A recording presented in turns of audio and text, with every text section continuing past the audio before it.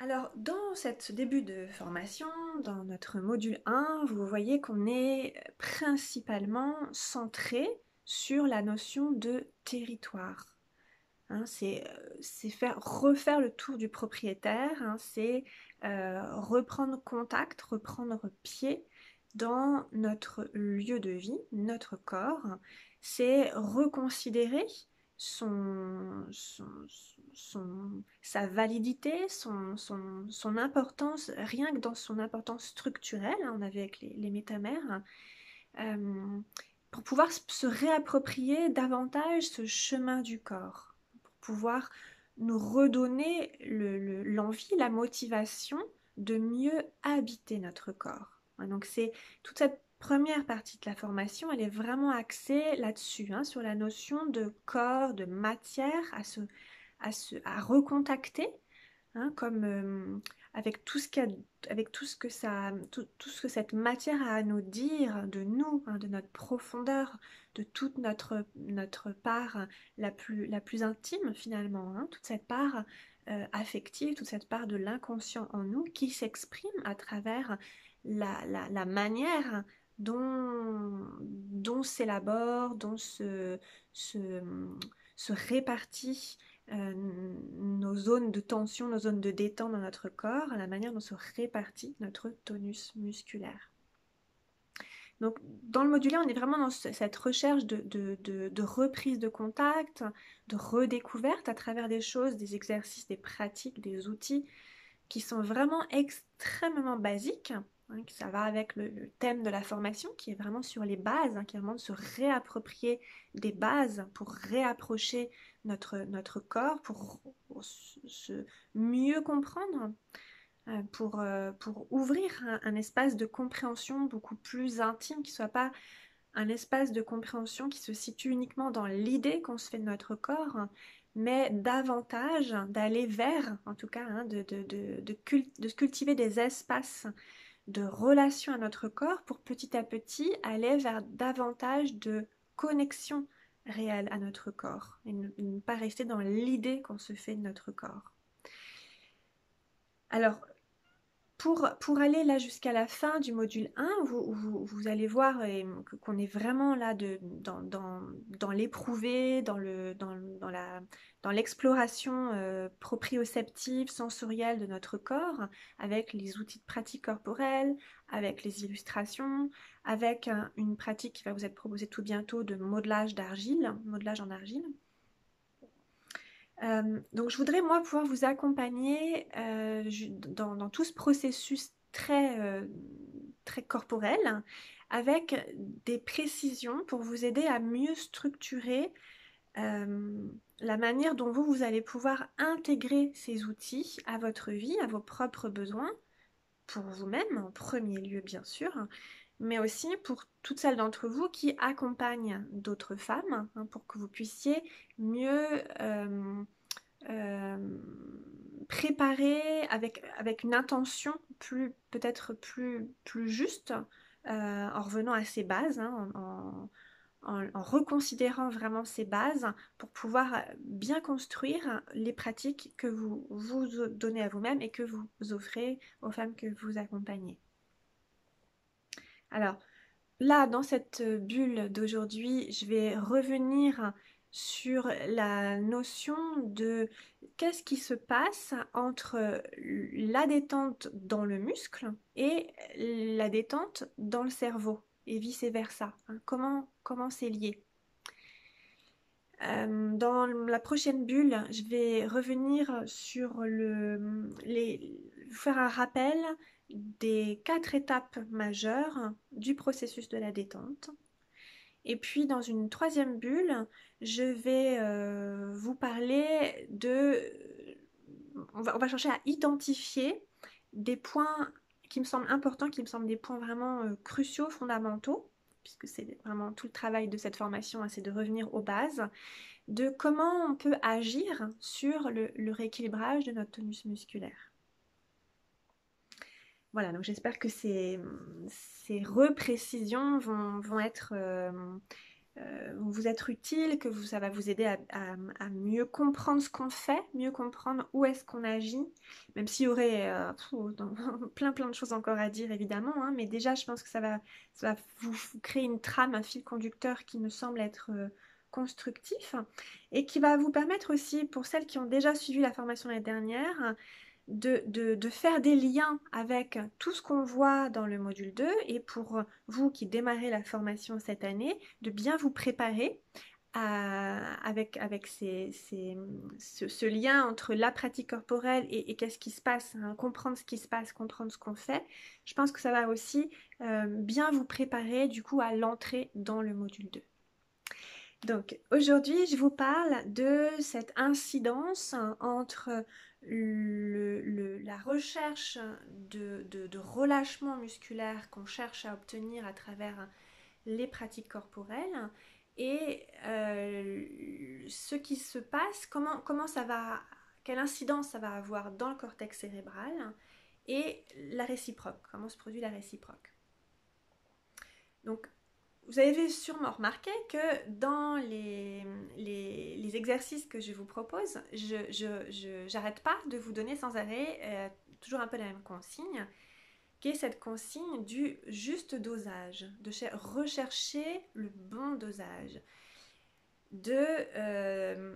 réajuster le dosage au cours de l'exercice, au cours de la pratique d'étirement si ce sont des étirements, au cours de l'automassage s'il s'agit d'automassage. Donc j'insiste beaucoup sur cette notion du juste dosage. Celui qui est bon, c'est celui qui est bon à l'instant T. C'est-à-dire que demain, ce sera sûrement différent. Et puis il y a un mois, c'était sûrement différent. Donc il y a vraiment dans le dosage cette notion de ce qui correspond vraiment à maintenant, à l'instant présent. Alors, cette histoire-là de trouver, de tâtonner pour trouver le bon dosage, et puis une fois qu'on a trouvé le bon dosage, de s'y installer, d'y rester,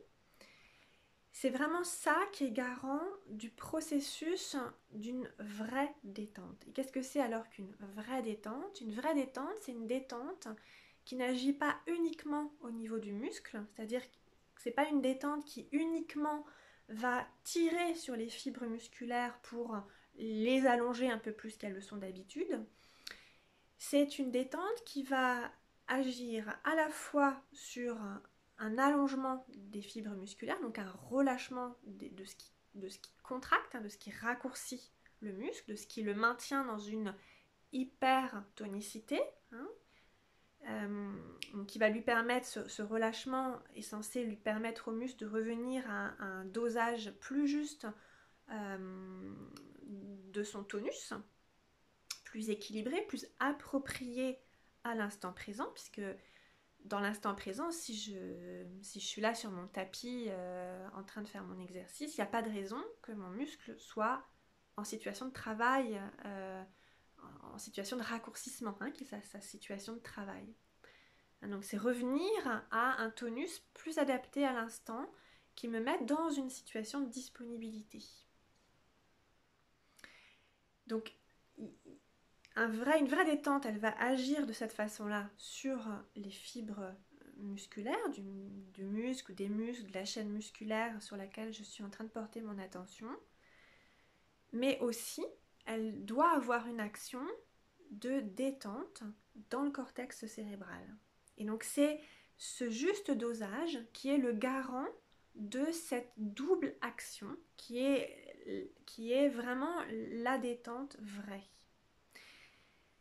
Alors qu'est-ce qui se passe? C'est qu'à l'intérieur des fibres musculaires circule tout un réseau de nerfs sensitifs qui relie notre chair, notre matière à notre système nerveux central, notre cortex. Et par le biais de ces nerfs sensitifs, quand le dosage est juste, eh bien, il y a cette information de justesse, de demande, cette demande qui est une demande ni trop forte ni trop faible, qui est une demande justement dosée, elle parvient à la moelle épinière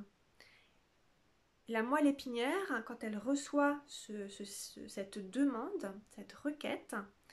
si elle est suffisamment soutenue et suffisamment bien dosée, la moelle épinière va alors envoyer deux messages. Un message vers le muscle en lui enjoignant de se détendre, de se relâcher, de s'ouvrir à cette demande, et un message au cortex cérébral en lui proposant de se relâcher. Et on peut sentir à ce moment-là, on peut sentir comme un afflux sanguin, un afflux d'oxygène, quelque chose qui se remet en circulation dans le cerveau. Et on peut même sentir dans différentes zones du cerveau, selon les zones corporelles sur lesquelles on travaille, et selon le type d'outil qu'on est en train d'utiliser pour parvenir à ce relâchement euh, complet, hein, c'est-à-dire qui va à la fois en même temps, au même instant, enjoindre aux muscles de se détendre et enjoindre au cortex de se détendre aussi. Alors, une fois qu'on a déclenché cette détente vraie, c'est-à-dire cette détente qui prend les deux chemins au même instant, au même moment, eh bien, il va se passer la réciproque. C'est-à-dire qu'à ce moment-là, en s'établissant dans ce relâchement mental qui se produit, cette détente du cortex qui se produit, qui s'est déclenchée, et en la cultivant,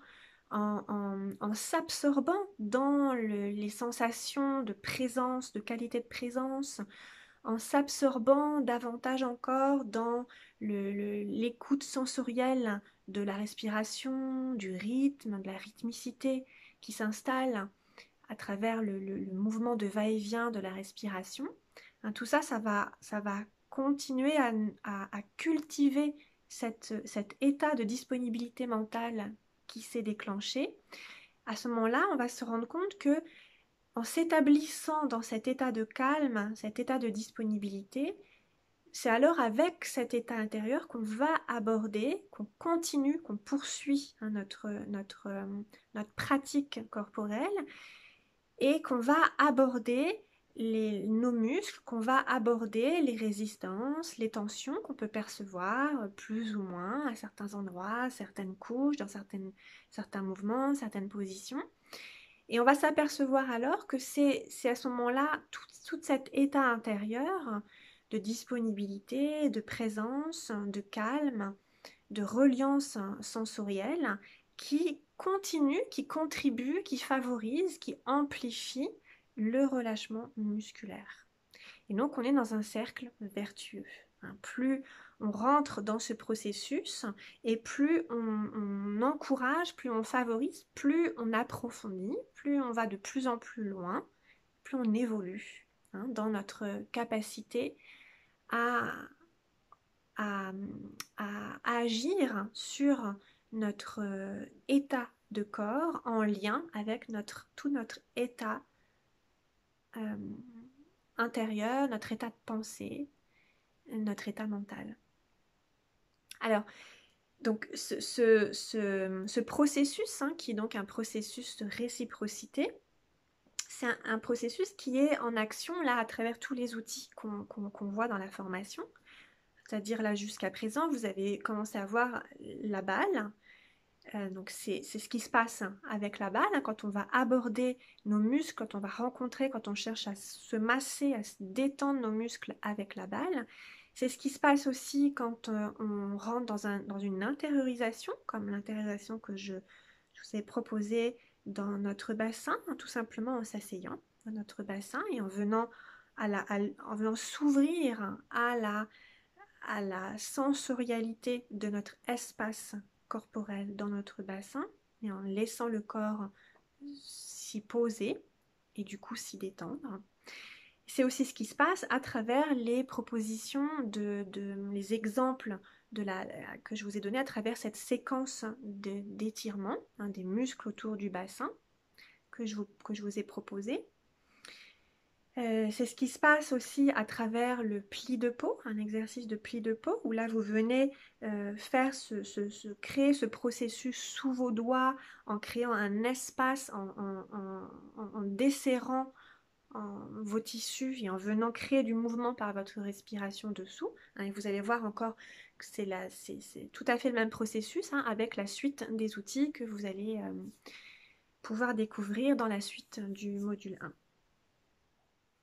Voilà, donc je continuerai donc dans la prochaine bulle à venir davantage encore préciser tout ce qui est derrière, hein, ces pratiques.